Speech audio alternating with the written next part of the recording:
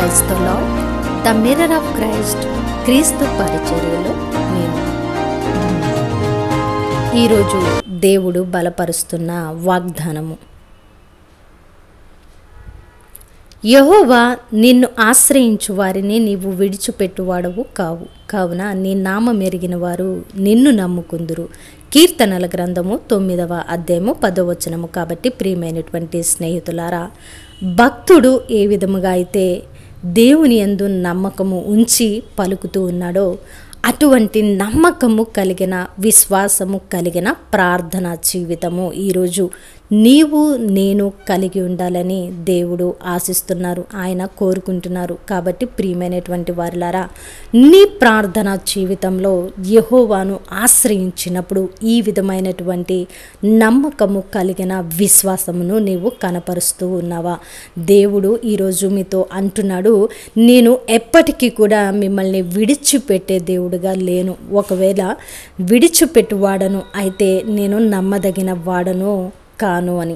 కాబట్టి మన దేవుడికి ఉన్న అద్భుతమైనటువంటి నామము నమ్మదగినటువంటి దేవుడు. ఆయన మంచి నమ్మకము కలిగినటువంటి, యథార్థమైనటువంటి, మార్పు లేనటువంటి దేవుడు. అలాంటి గొప్ప దేవుడును నీవు నేను ఆశ్రయముగా పొందుకున్నందుకు ఆయన అంటున్నటువంటి మాట, నేను నిన్ను విడువను ఎడబాయను అని.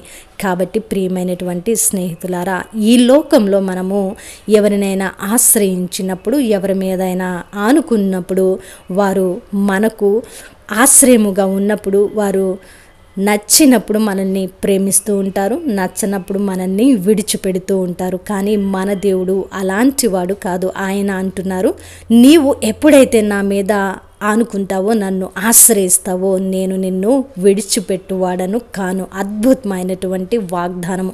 ఒక గొప్ప దేవుడు, సర్వాధికారి, సృష్టికర్త అయినటువంటి దేవుడు ఈరోజు మీతో చేస్తున్నటువంటి వాగ్దానము, నేను నిన్ను విడిచిపెట్టువాడను కాను.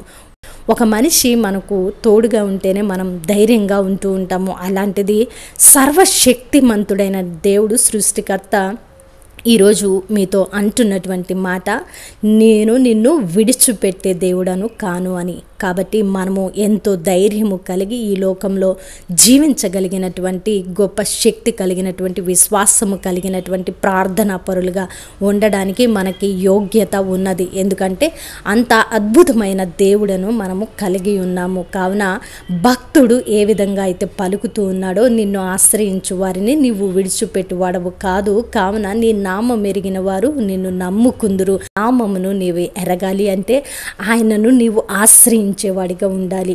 ఆయనను నీవు ఆశ్రయించి సమస్తము దేవుడు జరిగించగలడు, ఆయన నన్ను విడిచిపెట్టువాడు కాదు అని నీవు విశ్వాసము కలిగి ఉన్నట్లయితే నీవు దేవుణ్ణి నమ్మేటువంటి వాడిగా ఉంటావని భక్తుడు తెలియచేస్తున్నటువంటి రీతిలో మీరు విశ్వాసము కలిగిన ప్రార్థన జీవితము కొనసాగిస్తూ యెహోవా యందు ఆశ్రయము పొందుకునేవారిగా ఉండాలని, ఆయన నడిపింపును మీ జీవితాల్లో కోరుకునేవారిగా ఉండాలని, వాగ్దానము మీ జీవితాల్లో నెరవేర్పు కావాలి అంటే వాగ్దానాన్ని ఎత్తిపట్టి ప్రార్థించి దేవుడు విడనాడని ప్రేమను నీవు పొందుకునేవారిగా ఉండాలని, ఈ వాగ్దానము మీ జీవితాల్లో నెరవేర్పు కావాలని దేవుని సన్నిధిలో అతి మిక్కిలి వినయంతో ప్రార్థిస్తూ, ద మిర్రర్ ఆఫ్ క్రైస్ట్, క్రీస్తు పరిచర్యలో నేను. దేవుడు మిమ్మును దీవించును గాక. ఆమేన్.